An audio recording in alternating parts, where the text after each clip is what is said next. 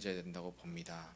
그래서 우리의 생각과 마음이 누군가에게 잘 보이기 위해서, 또 누군가에게는 또 위로가 되기 위해서 또 이렇게 예배를 드리는 것이 아니라 하나님께 온전히 예배를 드렸으면 좋겠습니다. 그래서 하나님은 영이시니 영과 진리로 예배할지니라. 우리의 예배 드리는 자세가 영과 진리로 예배를 드려야 될 줄 믿습니다. 오늘 그러한 자세로 드려지는 예배가 되시기를 바랍니다. 오늘 말씀 제목은 전도 운동의 후계자입니다. 지금 앞서 읽었던 디모데 후서는 바울 전도자의 최고의 전도자 바울이었던 그 바울의 수제자라고 볼 수가 있습니다. 디모데가 그러한 사람이었어요. 이 디모데 후서는요, 13개의 목회 서신 중에 옥중 서신 중에 거의 제일 마지막에 쓰여진 편지라고 볼 수가 있습니다. 옛날에는 뭐 에베소서라든지 뭐 디모데전서, 디모데후서라든지 이런 것들은 이제 고린도후서, 고린도전서 이런 것들은 이제 교회에 편지를 보냈다면 이것은 개인적으로 개인에게 보내는 편지나 마찬가지입니다. 그러니까 바울이 디모데에게 보내는 편지예요. 그래서 이 옥중서신이라고 얘기하지도 않고 다른 말로 목회서신이라고도 말을 할 수가 있습니다. 이게 디모데 후서입니다. 디모데는 앞서 말씀드렸다시피 바울의 수제자입니다. 어떻게 소개를 하고 있냐면, 얼마만큼 바울이 아끼는 수제자냐면 사랑하는 영적인 아들이라고도 표현을 할 정도로 수제자였던 것입니다.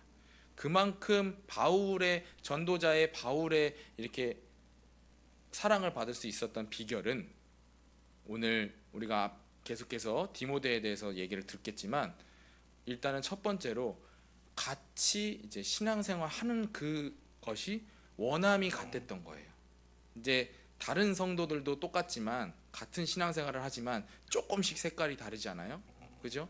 그러나 이 디모데는 바울과 완전 맞는 신앙생활을 하고 있었다고 볼 수가 있습니다.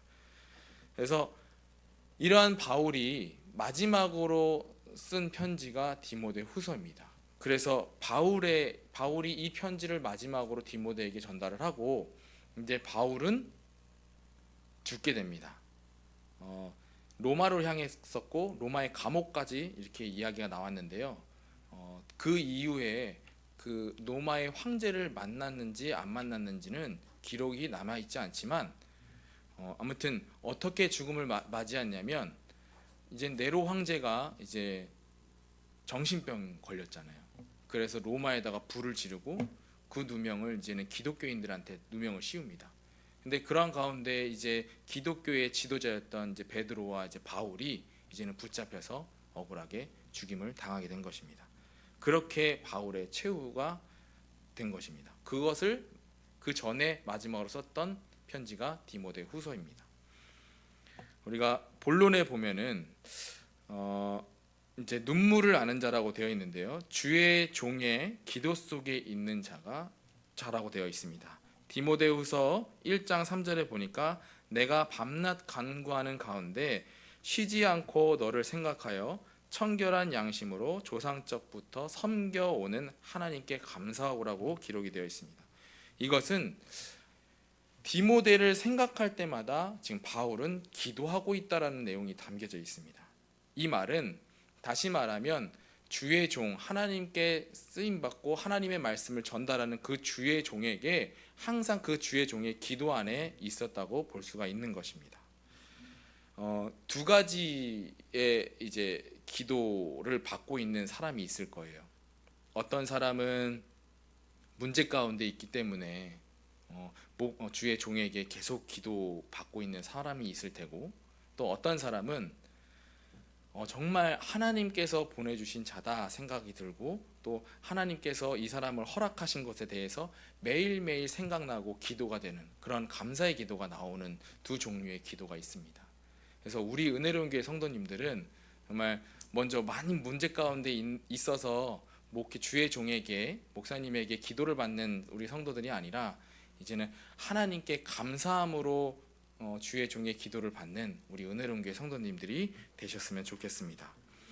그래서 두 번째 참된 눈물을 아는 자. 그래서 디모데후서 1장 4절에 내 눈물을 생각하여 너를 보기 원함은 내 기쁨이 가득하게 하려 함이니, 이 말은 지금 바울과 헤어질 때 디모데가 흘렸던 눈물을 상기하면서 지금 적은 것입니다.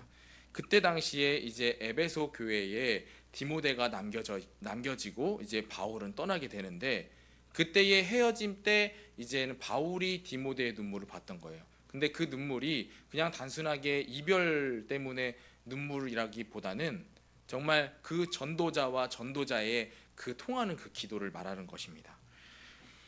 그래서 전도자를 위한 눈물을 흘리는 것을 이제 바울이 보았고 그것을 느낀 것입니다. 그래서 바울이 보기를 원하는 이유는 디모데가 참된 눈물을 아는 자였기 때문입니다. 또 같은 신앙관을 가진 자, 또 기쁨의 교제가 가능한 자였기 때문에 바울이 그토록 디모데를 또다시 보고 싶어 하는 것입니다. 우리가 이러한 사람이 되어야 되지 않겠어요? 그죠? 전도자와 눈물과 눈물로 통하는, 어떻게 보면 전도자의 마음을 정말 잘 알고, 또한 그 전도자와 같은 현장을 바라보고 그 한이 맺힌 눈물, 어떻게 보면 이게 하나님의 한과 또 전도자의 한과 또 그의 후계자 그 디모데의 한이 일치가 된 것을 느껴서 이렇게 나온 것 같아요. 그러한 눈물을 느끼는 자가 되시기를 바랍니다. 당시 또 뭐 이런 이유도 있었습니다. 당시 바울은 이제 거의 이제 죽기 직전이었거든요. 이미 나이가 이제 많이 들었던, 그리고 또 건강적으로 굉장히 악화가 되고 있는 상황이었습니다. 그러니까 당시 바울은 이제 죽음을 기다릴 뿐만 아니라 자기를 따라다니던 사람들, 또 이제 많은 이제 제자들이 있었을 거 아니에요. 따라다니는 제자들. 근데 그러한 자들이 이제 모두 떠나고 이제 내 주변에 이제 누가 복음을 썼던 그 의사 누가만 남았다고 여기 성경 속에 기록이 되어 있습니다. 그러다 보니까 여러 가지로 이제는 외로움을 타고 있었던 것 같아요. 외로움.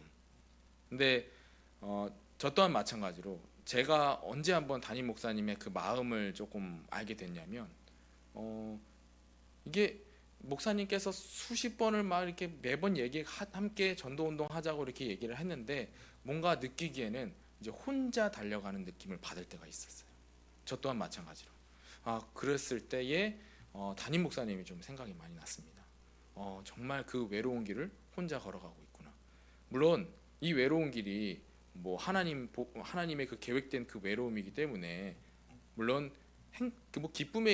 기쁨으로 이렇게 우리가 갈 수는 있겠지만 그 느껴지는 그 외로움이 또 다른 게 있어요. 예. 그래서 우리가 그 전도자 가는 길에 정말 외롭지 않도록 우리가 보호자, 동역자, 식주인의 사명을 감당해야 될 줄 믿습니다. 또한 세 번째로 복음의 뿌리를 가진 자였습니다. 이거 지금 디모데를 이야기하는 것입니다. 디모데후서 1장 5절, 이는 내 속에 거짓이 없는 믿음이 있음을 생각함이라. 이 믿음은 먼저 내 외조모 로이스와 내 어머니 유니게 속에 있더니 내 속에도 있는 줄을 확신하노라. 지금 디모데는 복음의 뿌리 속에 있는 자라고 지금 소개가 되고 있는 것입니다. 왜 그럴 수밖에 없냐면, 지금 로이스와 유니게는 유대인입니다. 어떻게 보면 예수 그리스도를 믿지 않는 그런 환경 속에서 자랐고 그렇게 어렸을 때부터 배워왔던 유대인이라는 이야기입니다. 근데 그러나 어머니 유니게가 헬라인과, 그러니까 어떻게 보면 이방인과 결혼했다는 것은 지금 그 전에 신앙생활 했던 것을 버리고 이제 새롭게 기독교로 개종한 것으로 우리가 볼 수가 있는 것입니다. 그랬기 때문에 그의 아들 디모데는 기독교적 신앙을 전수받았다고 우리가 볼 수가 있는 것입니다. 그러니까 복음의 뿌리가 외조모, 그리고 그의 어머니 유니게, 그 다음에 이제 디모데까지 전달될 수가 있다고 볼 수가 있는 것입니다. 이것을 바울이 보고, 바울이 그냥 보기만 했을까요? 쉽게 진짜 직접적으로 가깝게 지내다 보니까 그 사람의 복음의 색깔이 나오잖아요. 그런 것들을 봤을 때 정말 하나님의 그 뜻에 적합한 기독교인이라고 볼 수가 있다는 것입니다. 이러한 뿌리 깊은 복음의 가정을 바울은 확신하고 있었습니다. 다시 말해서 거짓없는 믿음. 그죠? 우리가 부모님을 보고 그의 가족들을 보면은 무엇이 진짜인지 어느 정도 보여지잖아요. 그러니까 거짓없는 믿음을 바울이 본 것입니다. 그리고 복음의 영적 유산을 디모데를 통해서 볼 수가 있었던 것입니다. 그래서 우리가 주의 종의 기도 속에 있는 자, 다시 말하면 목사님의 그 감사의 기도 속에 있는 자가 되어야 되고, 또한 그 전도자의 참된 눈물과 함께하는 자, 또 복음의 뿌리를 가진 자가 되어야 될 줄 믿습니다. 그러면 두 번째, 전도자의 자세입니다. 우리가 읽었던 디모데후서 2장 1절부터 7절까지의 내용인데요. 첫 번째로 나오는 내용은 영적 군사라고 이야기가 나옵니다. 이 영적 군사라고 한다면 어떠한 자를 얘기하느냐? 전도하면서 반대와 핍박을 견디며 악을 대적하며 싸우는 자를 가리키는 것입니다. 또한 전도자로서 임무에 전무할 수 있도록 사적인 것과 세상적인 것을 가감히 포기하는 자가 영적 군사인 것입니다. 또 여기 성경 속에 나와 있어요. 이는 병사로 모집한 자를 기쁘게 하려 함이라. 그러니까 군사를 모집했다는 것은 나라에서 군사를 모집한 거잖아요. 나라를 지키기 위해서.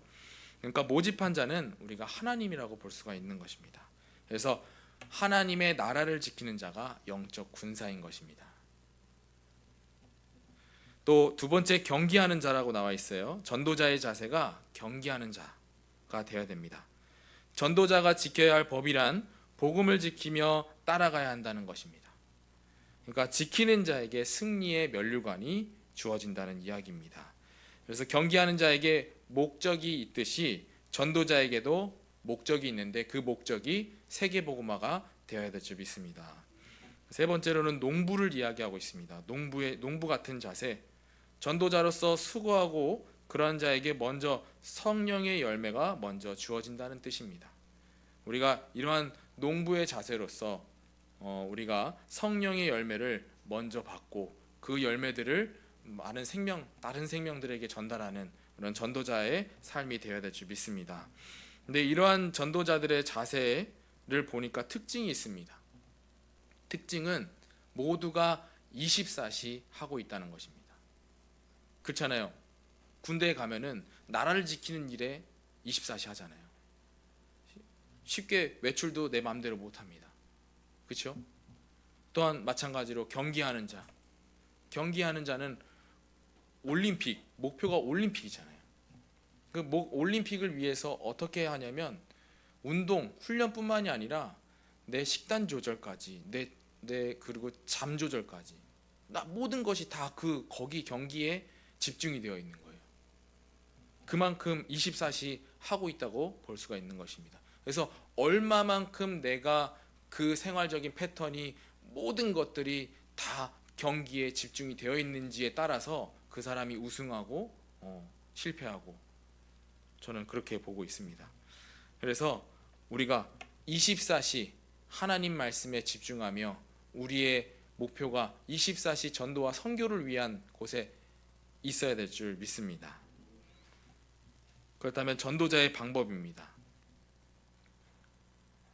전도자는 세 가지 앞에 선 자라고 되어 있습니다. 디모데후서 4장 1절에 보니까 하나님 앞과 또 살아있는 자와 죽은 자를 심판하실 그리스도 예수 앞에서 또 그가 나타나실 것과 그의 나라를 두고 엄히 명하노니.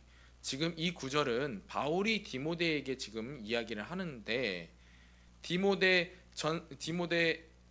후서 1장부터 지금 3장까지도 물론 중요한 내용이지만 더욱 지금 엄히 명한다고 이야기되어 있습니다. 그러니까 이것은 그리스도의 사명을 가볍게 여기지 말고 하나님과 그리스도 또 그의 나라 앞에서 복음을 전하는 데 힘쓰라는 뜻입니다. 우리가 생각 속으로만 전도와 선교해야지, 오늘 예배 드릴 때만 전도와 선교를 마음에 품는 것이 아니라 우리가 삶에 돌아가서, 현장에 돌아가서도 하나님의 절대적인 명령이고 사명이기 때문에 우리가 전도와 선교를 마음에 품어야 된다고 이야기를 하는 것입니다. 그러니까 힘쓰라는 거예요. 무엇을 할 때든지 전도와 선교와 연결을 하라는 얘기입니다. 우리가 예배를 드리는 이유도 마찬가지로 우리가 전도자로서의 그 그릇과 자세를 또 그런 내용이 있어야 되잖아요. 그죠? 우리가 전달하려면 우리의 이야기를 내야 되는 것이 아니라 하나님의 말씀을 우리가 또 전달을 해야 되는 것이잖아요. 그래서 우리에게 꼭 필요한 것이 내용입니다. 그 내용이 예수가 그리스도가 되시는 그 사실을 우리가 그 내용을 꼭 준비해야 되는 것입니다.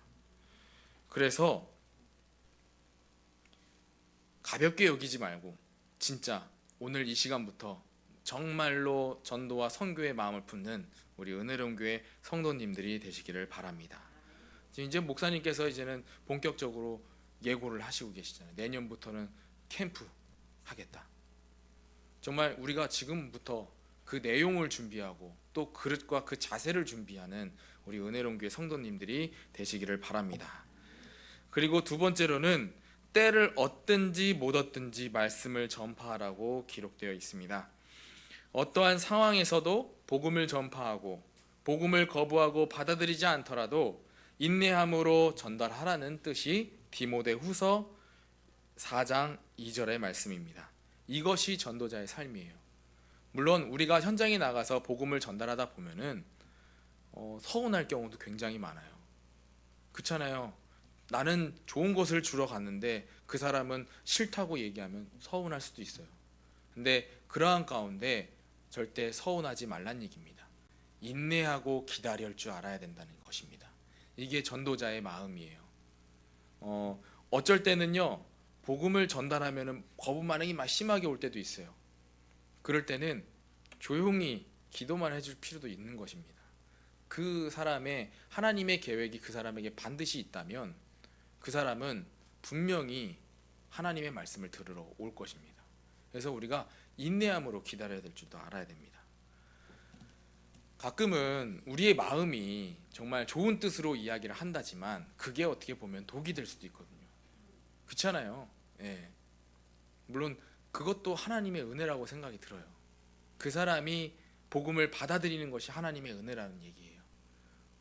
하나님의 은혜가 임하는 시간표가 반드시 있다고 저는 믿습니다. 가끔 이제 렘넌트들한테 좋은 이야기를 해줍니다. 말씀으로 이렇게 이야기를 해주는데 그 친구의 상태가 아직 받아들이기 힘든 상태예요. 그러면은 오히려 더 복음에 대한 이제 거부감을 이제 나타나게 되어 있습니다. 그런 경우에는 조금 더 뒤로 물러섰다가 뒤에서 기도해주면서 기다렸다가 언젠가는 그 친구에게 하나님이 주신 그 절대적인 시간표가 임할 때가 있습니다. 그것이 뭐냐? 내가 먼저 성령 충만한 상태가 되어야 되고 또 그 친구의 마음의 문이 성령께서 열어주실 때입니다. 그렇잖아요. 바울이 아시아로 가려고 전도 여행을 가는데요. 성령이 막으실 때도 있다니까요. 그럴 때는 이것 또한 하나님의 뜻이다 생각하고 우리가 방향을 바꾸는 것입니다. 그렇게 될 줄 믿습니다. 또 고난을 받으며 전도자의 직무를 다하라. 그래서 디모데후서 4장 5절을 보니까 그러나 너는 모든 일에 신중하여 고난을 받으며 전도자의 일을 하며 내 직무를 다하라. 이 말은 앞으로 더욱 복음을 거부하는 시대에 맞서 복음을 전하는 것과 헌신과 직무를 다하라는 뜻입니다. 그리고 고난과 핍박에 두려워하지 말라. 그리고 하나님은 전도자와 함께 하신다. 이 내용이 나와 있습니다. 그래서 우리가 고난과 핍박에 두려워할 필요가 없다는 이야기입니다. 사도행전 27장 24절에 보니까 지금 풍랑 만난 바울에게 하나님께서 말씀하십니다. 바울아 두려워하지 말라. 네가 가이사 앞에 서야 하겠고 또 하나님께서 너와 함께 항해하는 자를 다 내게 주셨다 하셨으니 이것이 바울에게만 주어진 말씀이면 사실 성경 속에 기록될 필요도 없고 지금 이 귀한 시간에 선포될 필요도 없는 것입니다. 그러나 이 하나님의 말씀이 바울에게만 임하는 것이 아니라 이 말씀이 나에게도 임한다는 사실을 믿고 기도하고 예배하는 모든 자들에게 동일한 은혜가 주어질 줄 믿습니다. 그래서 전도자의 발걸음 속에 핍박, 고난 두려워하지 말라는 이야기예요. 진짜 담대하게 나가라는 얘기입니다. 누구 앞에 서든 담대하게 복음을 전할 수 있는 우리 은혜로운 교회 성도님들이 되시기를 바랍니다. 그래서 결론적으로 우리가 전도운동의 후계자, 그래서 우리 앞으로 지금 신앙생활을 따라오고 있는 우리 렘넌트들을 이야기하는 것이죠. 그래서 우리가 해야 될 것은, 전도운동의 후계자를 세우기 위해서 해야 될 것은 후대를 위한 기도를 우리가 끊임없이 해야 될 줄 믿습니다. 그냥 한순간도 놓치지 않고 24시 기도해야 됩니다. 지금 만약 혹시나 내가 후대를 위해서 기도가 되어지지 않는다, 그러면 아직까지도 창세기 3장 속에 빠져 있는 거나 마찬가지예요. 내 체질이 아직 거기에서 벗어나지 못한 거나 마찬가지예요. 나 중심이 되지 말고 하나님께서 원하시는 그 하나님 중심이 되시기를 바랍니다. 후대를 위한 기도 24, 또 후대를 위한 성전이 우리가 기도해야 될 줄 믿습니다. 지금 우리의 능력으로는 사실상 되지 않아요. 그렇잖아요. 항상 하나님께서는 상황에 맞지 않은 것을 원하십니다. 그렇잖아요. 이스라엘 백성들이 출애굽한 지 얼마 되지도 않은데 성막 지어라. 그렇죠? 우리가 정말 믿음 가지고 후대들을 위한 성전을 위해서 기도해야 될 줄 믿습니다. 그 성전이 이방인의 뜰, 또 기도의 뜰, 아이들의 뜰. 또 세 번째로는 후대를 위한 영적 지도자를 위해서 기도해 주시기를 바랍니다. 지금 이 영적 지도자라는 것은 지금 우리 교사들도 이야기를 하는 것입니다. 지금 제가 어떻게 보면은 중직자들과 어떻게 보면 또 선생님들 사이에 제가 있다고 봅니다. 우리 교회에서 보면은 어른들의 입장도 보게 되고, 또 선생님들의 그 아이들 렘넌트들과 진짜 가까운 그 선생님들의 그 사정도 보게 됩니다. 물론 제 입장에서도 이해가 안 되는 경우도 굉장히 많은데요. 물론 딱 이겁니다. 중직자들은 마음은 있어요. 그러나 테크닉이 없어요. 우리 렘넌트들한테 접근하는 기술이 없어요. 좋은 말로 하는데요, 그게 어떻게 보면 렘넌트들한테는 그게 독이 될 수도 있어요. 가끔은요. 가끔이 아니에요. 거의 자주예요. 진짜 렘넌트들을 위함이라면 내 말을 아끼고 한 번 더 하나님께 기도하면서 간구하시기를 바랍니다. 그게 렘넌트들을 위한 것 같아요. 그렇다고 해서 우리 렘넌트들과 함께하고 있는, 또 어떻게 보면 영적인 것을 가깝게 전달하고 있는 우리 교사들도 마찬가지라고 생각합니다. 어른들의 그 좋은 뜻을 우리가 참고는 해야 된다고 봅니다. 그렇죠? 그렇다고 해서 막 또 뭐 여기서 또 헷갈릴 수도 있는데요. 중직자들은 진짜 기도만 해주세요. 진짜 기도만 해주세요.